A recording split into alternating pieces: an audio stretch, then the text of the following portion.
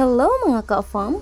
Hi! It's me, Mami Jolie! Sa totoo lang, mahilig talaga kami sa peanuts, lalong-lalo na ako. Kaya naman, naisipan kong magluto ng mani. Dalawang klase ito. Yung isa, walang balat, at yung isa naman, merong balat. Bumili ako ng tig 1/4 kilo. Tag 25 pesos ang bawat balot nito. Madali lang naman itong lutuin. Maglagay ka lang ng mantika, yung sakto lang nalulubog yung mga mani. Tapos, ilagay mo na agad yung hiniwa mong bawang. At kapag mag-golden brown na ito, ilalagay naman yung mga mani.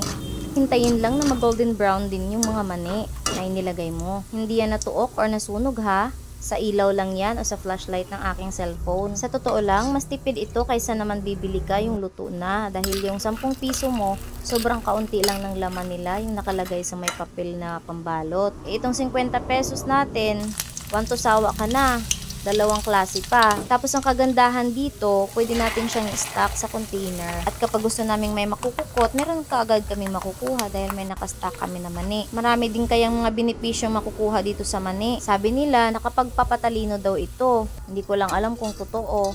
Pero siguro nga, nakakatalino talaga yung nut. Basta ang masasabi ko lang, mahilig talaga ako sa mani. Eto na pala yung naluto ko, 2 container yan. Masarap tukot-kutin tong mani, lalo kapag nanonood tayo, 'di ba, kasama yung pamilya natin. Try nyo na rin para makatipid din kayo. Ingat, and God bless everyone!